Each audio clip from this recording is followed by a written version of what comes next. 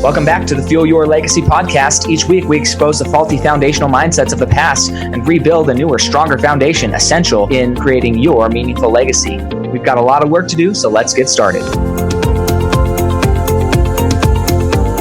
As much as you like this podcast, I'm certain that you're going to love the book that I just released on Amazon, Fuel Your Legacy, The 9 Pillars to Build a Meaningful Legacy. I wrote this to share with you the experiences that I had while I was identifying my identity, how I began to create my meaningful legacy, and how you can create yours. You're going to find this book on Kindle, Amazon, and as always on my website, samknickerbocker.com. Welcome back to the Fuel Your Legacy show. And today we have another incredible guest, man. I am so excited for the people that we get stacked up on this. I was just talking with Michael about how at this point in the podcast, I get a lot of offers and I only choose to interview the people that I really feel are going to bring the most value to you and maybe a little bit selfishly, the most value to me as I interview them. And so I'm not going to be able to go through all of his accolades. He's going to tell us his story. But a few things that I do think are important to know about Michael is he spent years and years in the corporate world, but he finally decided, it's time to be an owner operator and move out on his own, built a 7-figure company in the digital business acquisition operations expert area. What I like about one of the things that he's going to talk about, and one of his, I don't know if his catchphrase is the right word, but potentially that it's easier to buy something rather than build something. And so many people, they stay out of certain markets because they feel like they have to build it and it's overwhelming. What if you could use your skills? You don't have to have the development building skills, but what if you could go in and buy something that's already working, that you love doing, and move in the direction that way? So I don't know. There's so many things I'm excited about on this podcast. Hopefully we can get to all of them.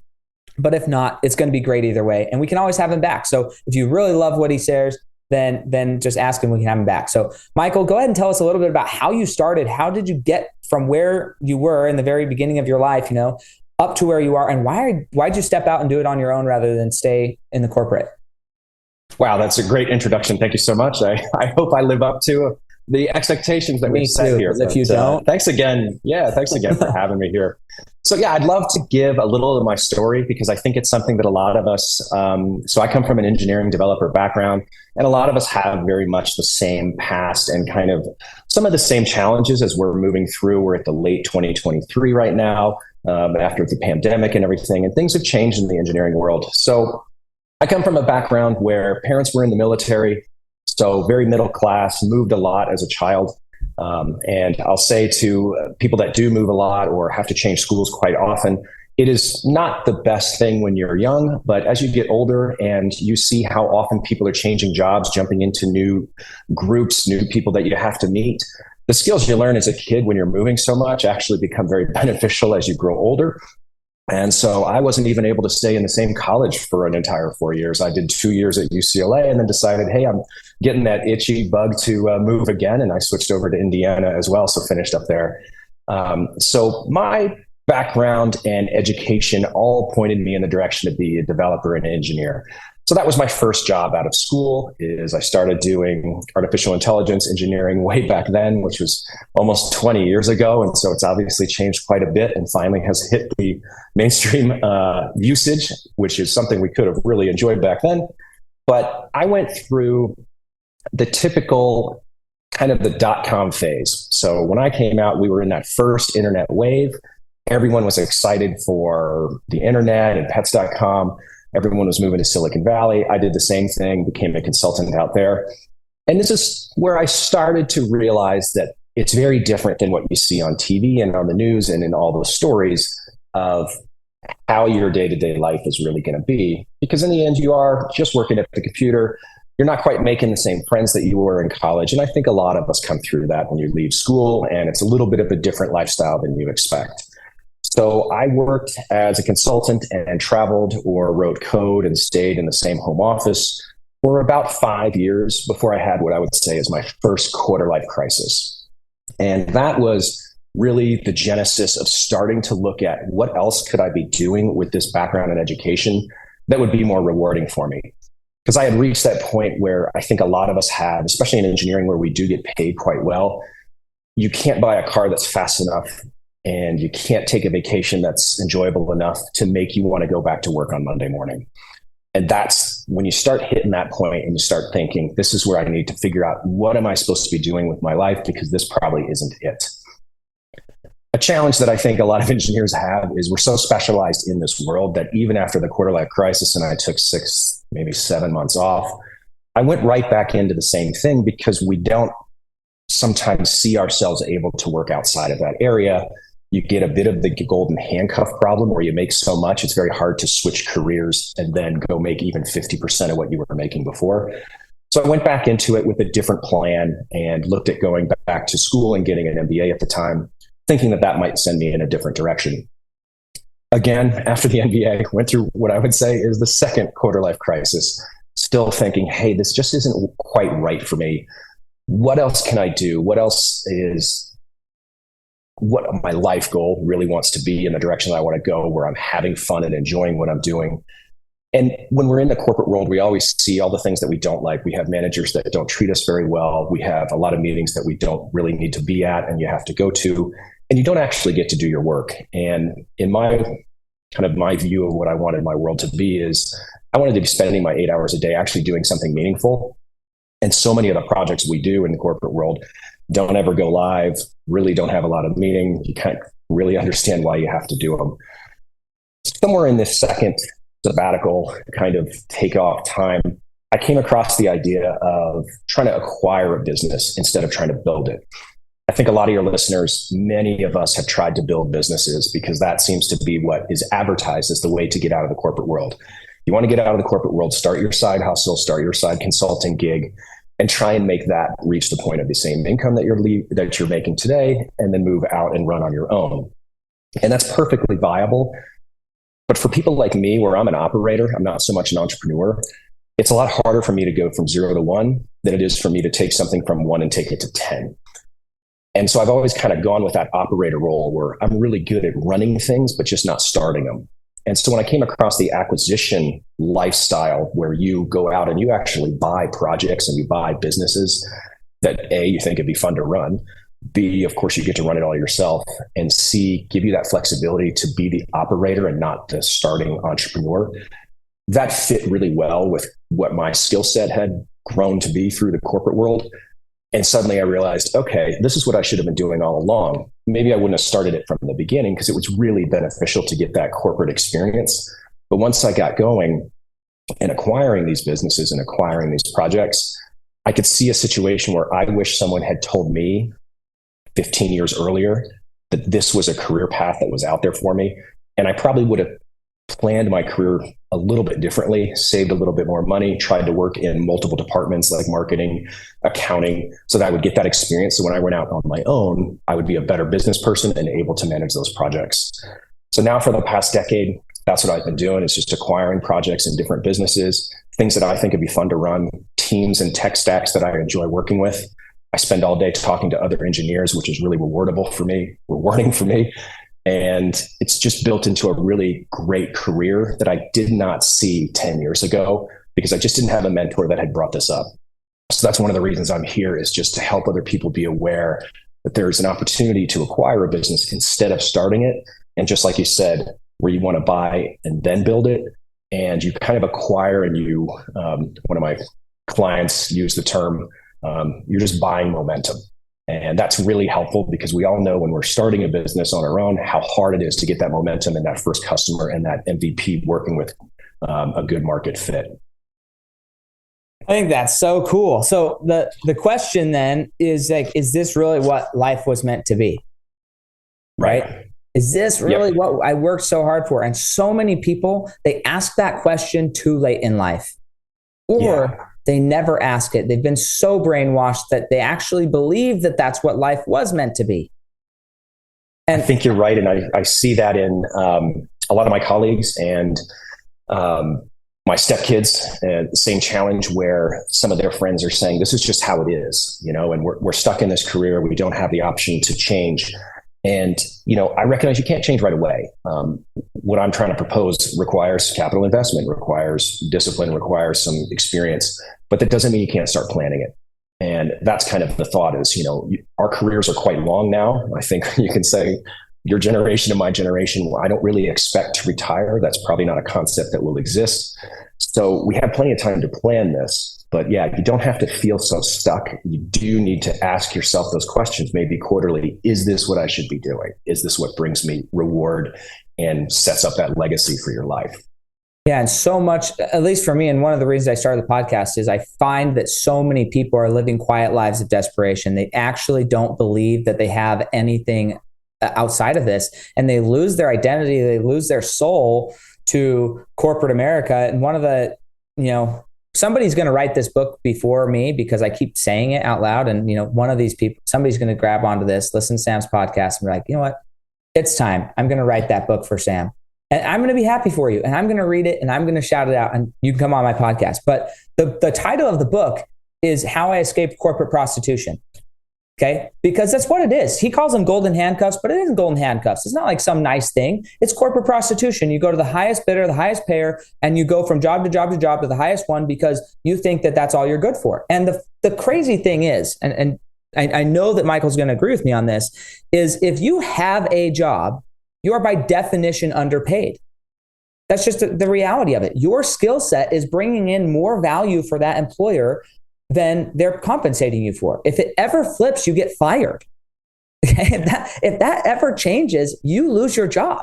Okay. So you should take that as confidence rather than feeling like, man, I'm underpaid and this is so unjust and whatever. As long as you work for somebody else, you will chronically be underpaid. The only way to be compensated for the value you're bringing to society is to go ask for that value by yourself and become the owner, operator, or the business owner, whatever it is. Okay. And you might Absolutely. Feel like the person at the top, I do more work than them. They're overpaid. Look, the CEO is not overpaid. He's learned how to get his value. There's a big difference. Okay. The thought processes, the mental composure, everything that you think, well, he just takes vacations all the time. He's working 24/7 in his head, 24/7. And the amount of stress management he has to compose himself for versus you just have to get your job done by the deadline, it's not even anywhere close to the same. So the job description is different. Anyways, I think that that's important to recognize because the next question I was going to ask you is, where did you find the confidence to finally step out and do something for yourself? Because there's a lot of people who they get to the point where they recognize, okay, I'm worth more. They get to the point where they recognize I could do something else. But it's still the confidence. And then if you're married, you've got a wife and you've got kids, and you've got a house and you've kind of built this life for yourself that making that jump is scary. Even if you feel like you have some guaranteed soft landing somewhere, it's still scary, So like, how did you get the confidence that, I know I'm going to be successful. I'm going to go do this. Fantastic question, because I bump into engineers and developers all the time. And their first question is, how do I do this? It sounds like exactly what I'd like to do. I can't bridge that gap. And they're speaking about all of those challenges. Like you said, it's the golden handcuffs and you've got family. And even if you have a soft landing, you're not sure. For me, one of the ways I did it was I started small. So my first acquisition was just a small 5-figure Amazon affiliate site to kind of understand, what world am I looking at? Can I run a business? Is this something I would find enjoyable? So that was a nice baby step. And there's a constant debate of, should you start small like that situation and use that as kind of your leapfrog into this type of career? Or should you save all your money and buy something really large, which gives you a lot more leeway? And there's an argument for both of them. But for me personally, it was to start with that small business. And I thought, okay, this is absolutely fantastic. I'm running my own hours. We don't have any meetings. We do everything asynchronously when we want to. This is fantastic. How do I double down on this? And so that was the way that I started to move into it.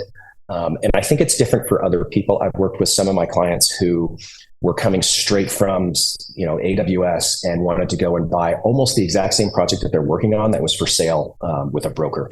And for them, that's an easy transition. They know when they're sitting in their corporate office, like, if I could take this project on my own, I could take this to the moon. The problem is you can't do that in corporate. When they could go out and buy the exact same project outside, they went off and running. And so sometimes people will see that opportunity as well.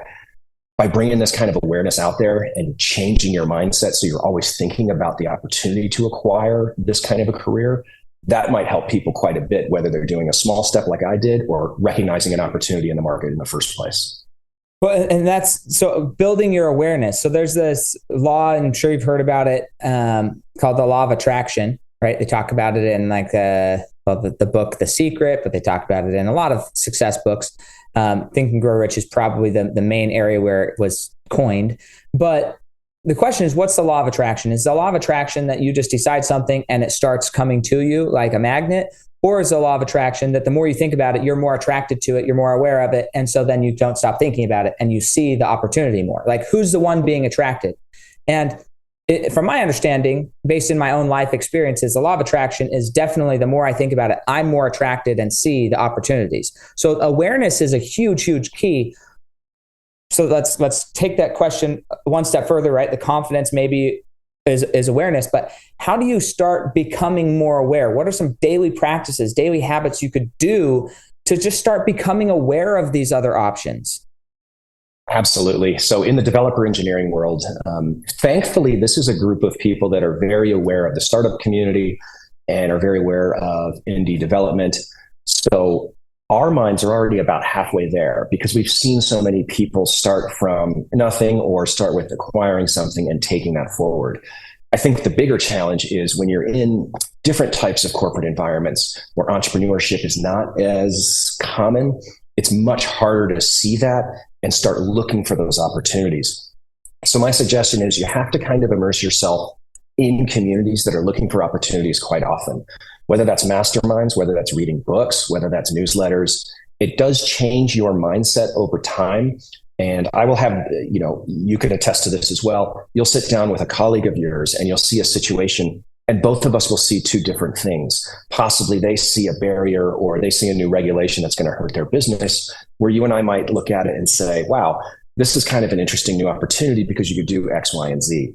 So changing that mindset, I know a lot of self-help is trying to get people to look at it that way. But if the environment you're in, and I'm kind of thinking some certain verticals where entrepreneurship is not very common, you might have to spend a little time getting outside of that, doing some different meetups, finding different networking groups to help your mind start looking for opportunities instead of always seeing barriers and feeling that you're hemmed in. Yeah, I think that's huge. So getting involved with people who see opportunities and not problems is crucial. And this podcast is a perfect example, right? Like if I came across, I always think some of the most influential podcast episodes I've ever heard were completely random. It just happened to switch onto it. And then I heard someone talking about something and I thought, man, that is something I really want to get into. And I'm sure you'll have a couple people that listen to this and think, my gosh, why am I not acquiring businesses instead of for the 8th time trying to start a new one? That comes from exposing yourself to different ideas, different groups, and just even different podcasts. Yeah. And on this note here, because we're talking about acquiring businesses, and I don't know, every listener is going to be a little bit different, but I think sometimes when we hear that acquiring businesses as a phrase, we look at a business, how do I say this? Not we, because you and I look at it differently, but a lot of people, when they look at a business, they aren't business owners. They're at best employees, but a lot of people, they're just straight up consumers. They aren't even employees. They don't even understand from an employee perspective how a business works. So they see it as this big, crazy, daunting thing, owning a business, let alone building a business. And building a business is even more daunting, but just like owning the business is like, oh, there's so much work. There's so much paperwork. There's so much management and upkeep. And then like if you own a landscaping company, you've got to manage people and you've got to manage all this other stuff. And the reason I'm highlighting this and kind of bringing up all those negative things you might think, look, those are actual barriers of entry for a lot of people. Okay.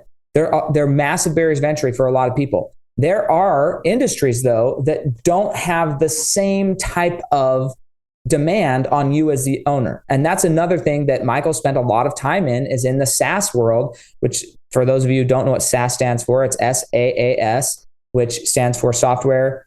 Now I just forgot it. Software as a service. Yeah, software as a service. I was like, why did I just forget that? It was in my head the first one. So software as a service.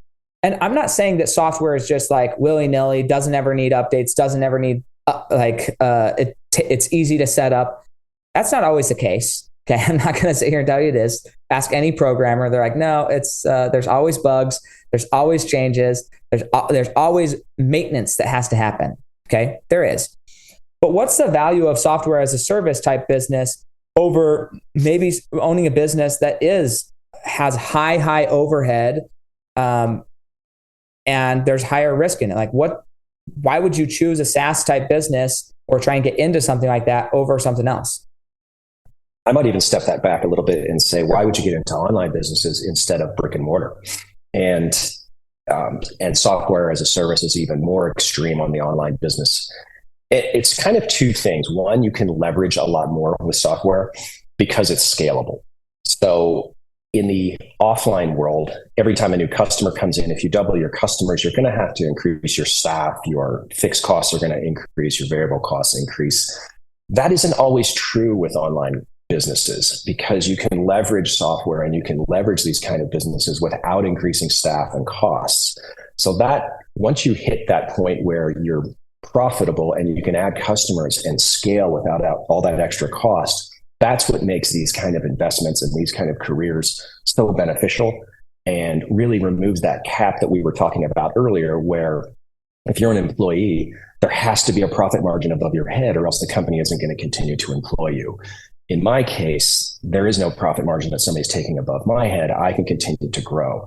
So that's what makes software as a service so fantastic, is that it can scale with a lot fewer resources. And once you have something that's working and it's proven its product market fit, you can kind of explore it all over in different areas, do different niches, expand horizontally and vertically.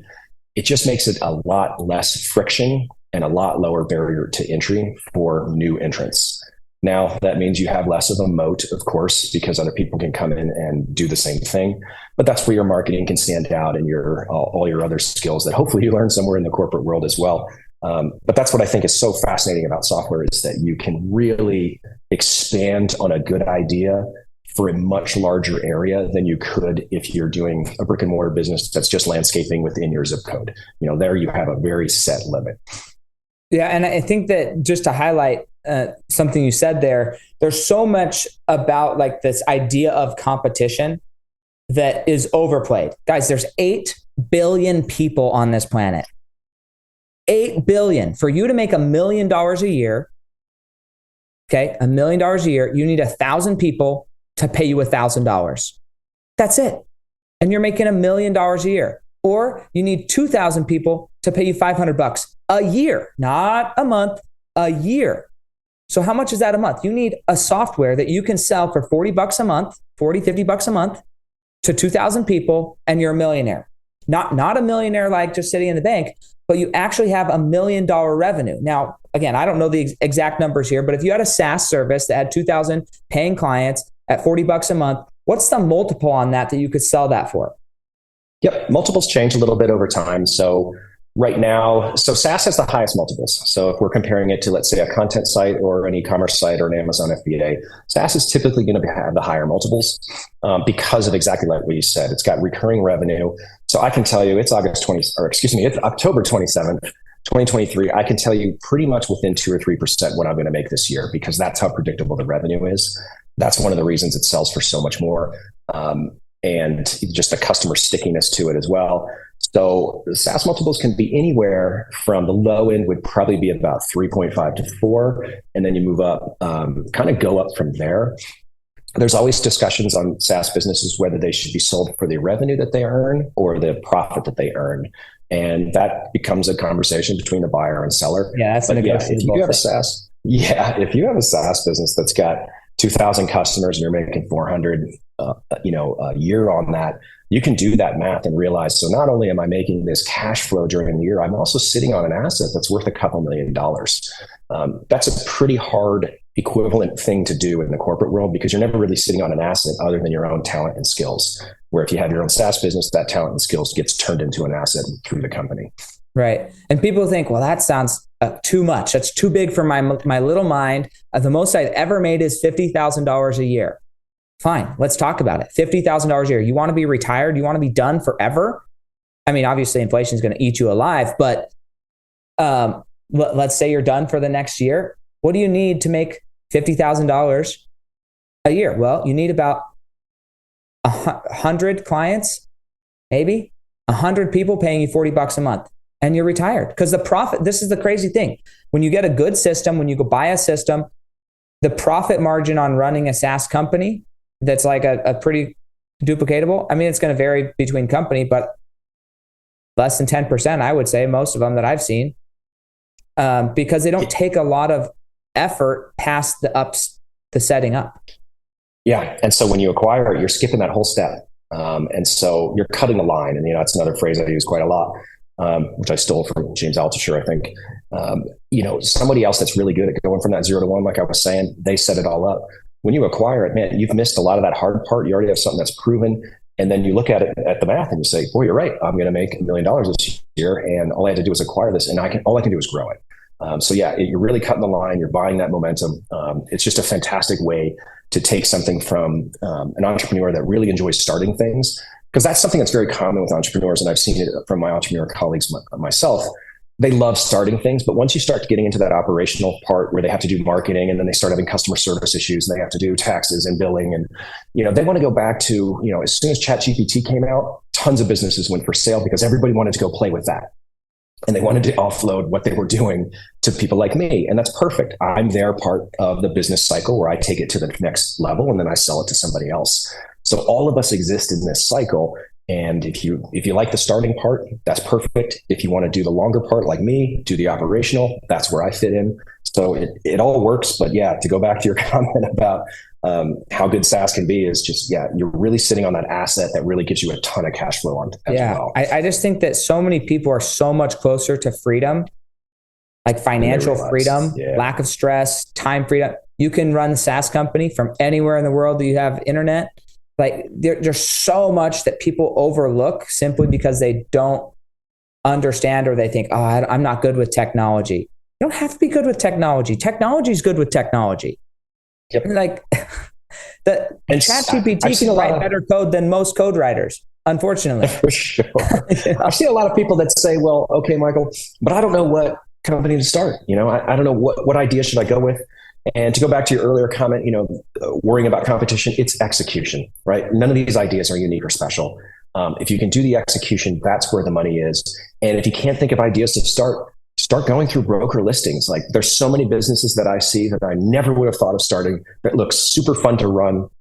And I just wish I had 15 more of myself and a ton more money to go out and buy these companies just to run them, because I think they would be fun. I think the customers would be interesting. So if you're looking for ideas, go out and look at what's successful and what's on the marketplace, and recognize it's execution. It's not coming up with something unique. Yeah. So let's say they are going to go buy it, because there's this question of capital. Actually having the capital to purchase it versus maybe creative financing it. And in the mergers and acquisition space, we'll just call it that. I don't know what level you have been in that, but you took your MBA, so I imagine you have an idea of this, if not actually doing it. But how many people really want a one-time buyout versus payment over time in the small business world? Just from like a pure tax and they built an great question. How many of them want a one-time payout versus payment over time? What I've found is quite a few want that one-time payout because they want to completely focus switch, right? And they want to be done with this. Typically, sometimes, the seller sometimes has to stay on a little bit. They have to teach us the new business. And so it depends on the complexity of the business, how long they want to stay on. But most want to leave. And I start in my seller calls a little bit with your conversation of, having cash flow is not a bad thing. If you ever want to go get a mortgage and you show them $8 million in the bank, they don't care. They care about your monthly cash flow. So it's good to kind of keep that. So why don't we look at maybe doing some seller financing for a couple of years so that while you're working on that next project and you're not making any money from that, you're still getting cash flow so that you can kind of keep that credit score going. You can do any life changes. Taxes is another thing that you brought up that I've also brought up on seller calls of you're certainly welcome. If we're buying it at the end of the year, you're going to pay taxes almost immediately. If we split this in half, we get the second half maybe in the beginning of the year, and then you don't have to pay that for a while. So at least you can sit on some of that money. So you're right. There are some ways to kind of look at it instead of taking it all at once. And I think in many situations, sellers are selling for the first time. So just becoming aware of, there's different ways we can do this. And it's just part of the negotiation, and you're always trying to make it a win-win for everybody. And, I'll always kind of approach it of like, I've done this quite a few times now. Here's some things I've seen other sellers do that kind of help their life along for the next few years. And you still get the same amount of money. You still set up the seller loan so that inflation doesn't hurt them and everything like that. So yeah, there's the straight up answer is most seem to want the money up front, but kind of through conversation, you can kind of say, maybe let's do like 20, 30 or 40% in the future, just to make your tax and your cash flow situation better. So I think you said something that's key though. Most want it up front. Do the people who actually understand business want it up front, or is it just all the newbies who don't understand what's going on and things at play want it up front? Because I think, and this is just my perspective, I studied, I look at it from a psychological perspective and people's emotional relationship with money. I think the reason, in my experience, people want upfront things is because they're scared that it's going to default if they wait. Yeah, there's a fear that I won't pay you back. And I completely understand that. Sure. I mean, we're dealing with individuals every day. So, yeah, we're dealing with individuals. And so one of the things I do that I think is kind of unique out here is when I'm kind of late in a negotiation, I actually go and fly and meet the person in person that's selling the business or the team.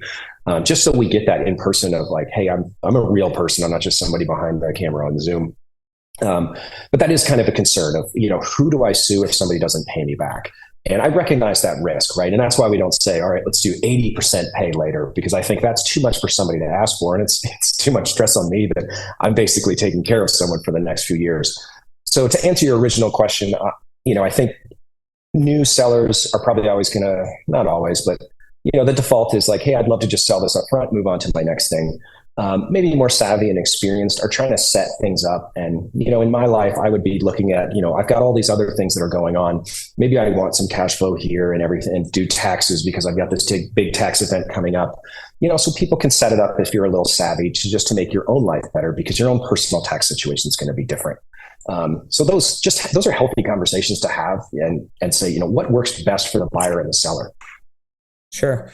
Yeah, I think it's just an element that when you do go work with Michael or anybody in his position, you want somebody who's understands both sides of the mindset, the side of the seller and the side of the buyer. And ultimately, you're looking for a situation that benefits everybody, And I'm a proponent of small business ownership, and there's plenty of giant corporations who can come in and just buy. But I think there's a lot of people out there who don't necessarily want their project, their baby that they created, to be swallowed up and eaten by some other corporation. That is because they want to shut it down. I mean, there's big corporations that buy your project for millions of dollars because it's cheaper than competing with you. And if you created something because you actually cared about what you were creating and you actually wanted to solve a problem in the marketplace, and by selling it, that it's just going to get tabled, then that can be very frustrating. And I've interviewed people on my podcast who that's happened, and then they went and bought their project back from the person who bought it from them and said, hey, this is stupid. It obviously went down in value because they tabled it for years. But I think that that's another motivation that's not always spoken about up front, but that can help you win over a higher bid offer if you also are passionate about like what you're looking at these and you're getting all excited, like, oh, that'd be so fun to run. The clients would be awesome. You're not looking at like, hey, let's buy this to shut it down. And so that's buyers are aware of that. Yeah, absolutely. It's one of the things I bring up, and I'll typically say like, listen, we're speaking today because I think your project is really fun. I identify with your customers because most of the stuff I buy is engineering tools or utilities. I'm basically one of your customers.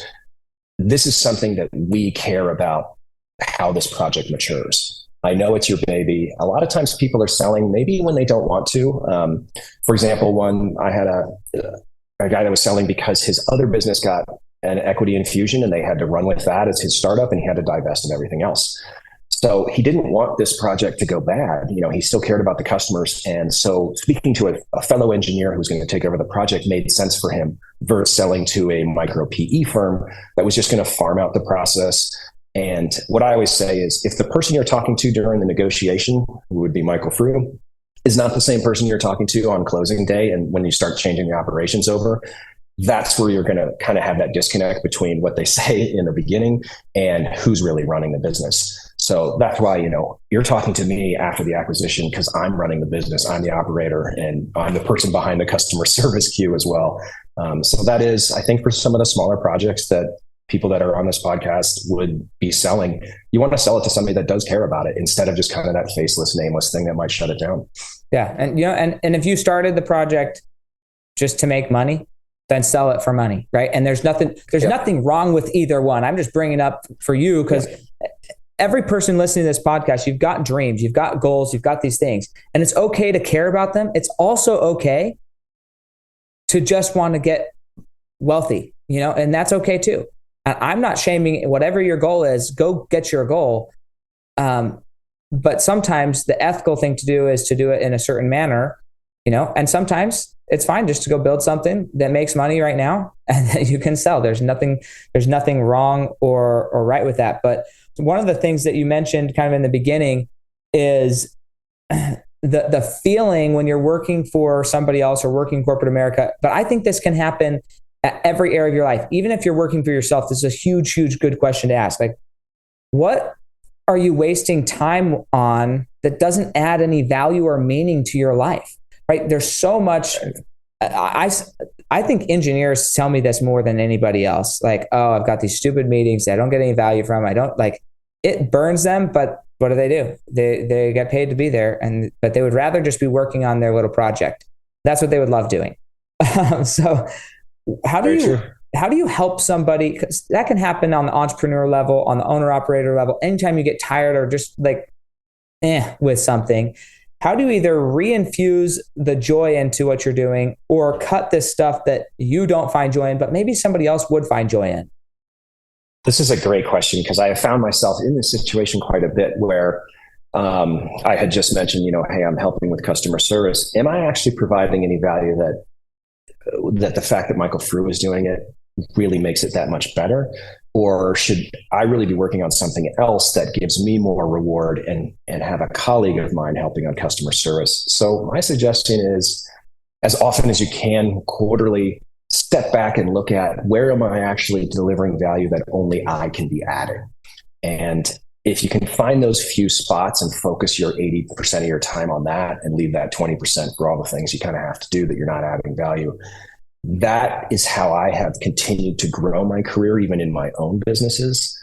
And other than that, let me think, give me 1 second to think about it.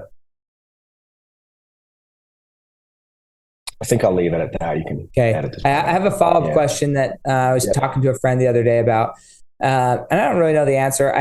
I know what I've decided my answer is for at this point in my life, but I'm just curious.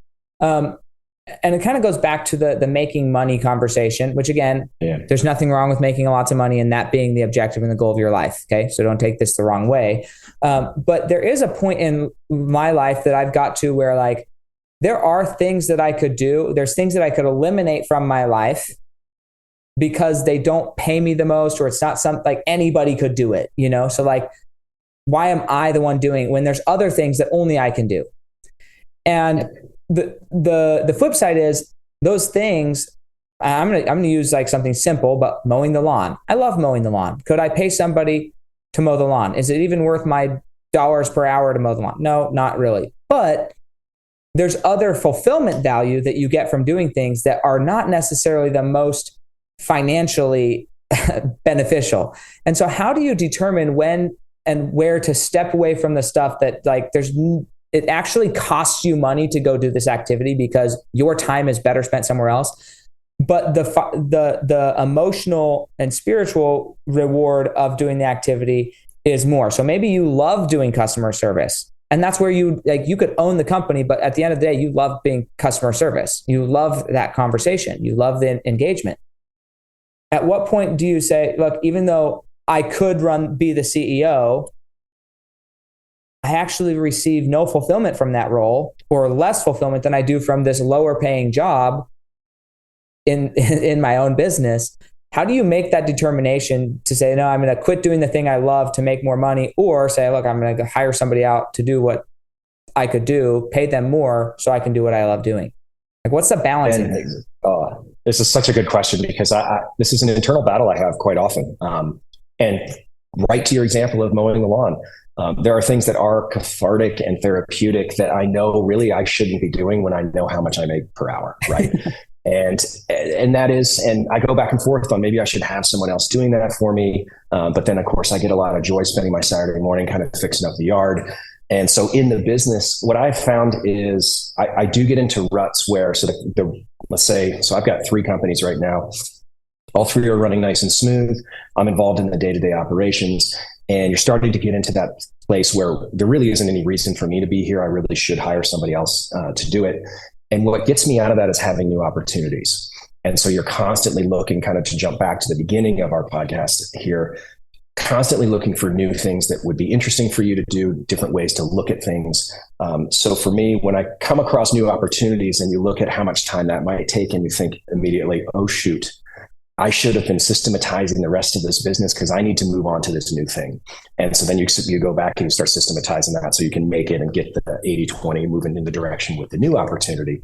So to me, I'm always thinking, hey, I may not know what's coming up next, but I should probably systematize this and get myself out of the process now so that when a good opportunity does pop up, I can move pretty quickly.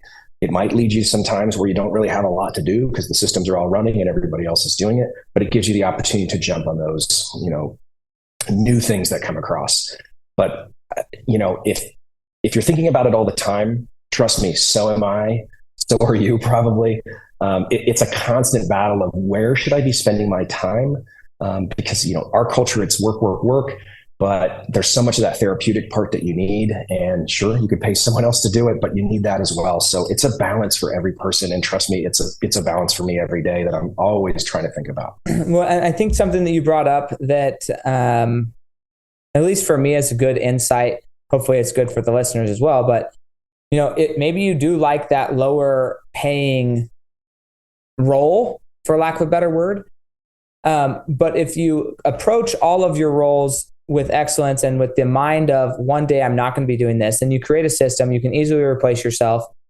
You can go do that same role in a new company to get the next company going. And so you don't actually have to stop doing it. You just go do it with a different company, right? So, but let's take real estate and remodeling. Maybe you love remodeling. Well, you're not just going to sit there and remodel the same house over and over and over, because at some point, you're done remodeling that house. That doesn't mean you have to stop remodeling. That also doesn't mean it has to take 30 years for you to remodel one house, because once you've remodeled it, you don't need to remodel it again, right? No, you do the remodeling, you feel the satisfaction, you build it, and then you go remodel starting at ground zero again, or in your case, you're buying something that's not ground zero, but close. But it's ground zero for me. Yeah. You go from a 1 or 2 to a 10 in that business. And then you go to the next business, you're still getting that same repetitive remodel type feeling that you're in the dirt, the dirt's in your nails, you're really loving it. And still you're building your empire one building at a time or one business at a time, rather than just rehashing the same business. So that's a good insight, because it's a great analogy. I like certain aspects that I'm just like, man, is this worth my time? But maybe I need to shift and do it the same thing with a lot of different things, rather than just keep doing the same one because I like doing it. Okay. Such a great analogy. And you're right that that first year when you buy, so software SaaS businesses, they're pretty complicated in the sense of like, you got to figure out a lot of code. And, I don't really touch and do too much when we first acquire them, but that's such an exciting time, because that's exactly when you get into the customer service, you get into the project management and all the planning. And that's stuff you don't do in the older businesses because those are all running. So you're right. It's a great analogy to think of refurbishing and rehabbing houses.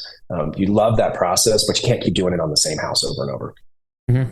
Yeah. Anyways, huge. That was huge. Awesome. And then the last thing, just to touch on before we go, you mentioned a phrase in the beginning called buying momentum. I think that was the phrase you used. That's what I wrote down anyways.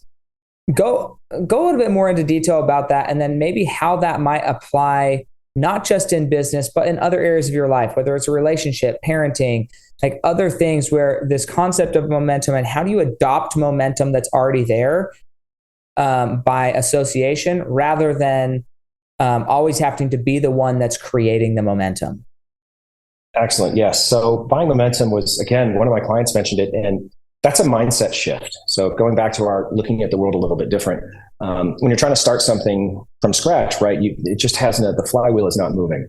And a lot of us do enjoy getting that moving, but when you can step forward and just buy that momentum, you're going to end up going a lot farther, a lot faster. And, to step back, and you had asked about how do you apply that to other parts of your life? Things like listening to podcasts and hearing people that have done things that all of a sudden that leapfrogs you past a little bit of what you were expecting. That's another way to kind of buy that momentum without doing it from the start.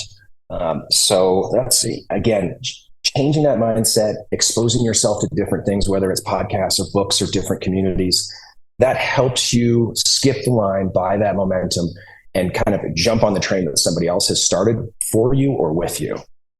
Yeah, and just something as you're saying that, I'm thinking of like maybe in a family or relationship situation, you can try and always create something, or like my kids just started sports, right? I could go and try and create a sports team, or I can go find a sports team that already exists and put my kids on that sports team, buying that momentum.